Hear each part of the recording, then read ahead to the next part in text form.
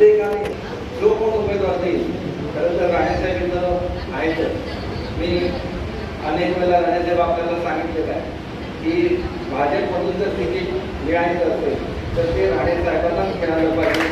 कारण राणेसाहेब आपलं प्रतिनिधित्व दिल्लीला करतात आणि राष्ट्रवादीमधून मिळायचं असेल तर आम्ही त्याच्यासाठी किरण सामंत यांची मागणी केलेली आहे.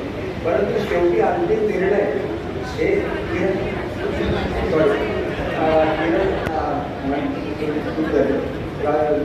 शिवसेनेमधून द्यायचं असेल तर मग ते किरण सामंतांना द्यावं अशी मागणी त्या कार्यकर्त्यांना. शेवटी प्रत्येक पक्षाच्या कार्यकर्त्याला वाटत असतं की आपल्या नेत्याला थोडीशी स्लिप ऑफ टच झाली, पूर्वीपासून सवय झालेली आहे. तरी आता काय राष्ट्रवादीला आमच्यावरून काढून द्यायचं. आपण एक गोष्ट लक्षात घेतली पाहिजे की गमतीचा भाग जरी सोडला तरी आता निवडणुकीला मोजके दिवस राहिले.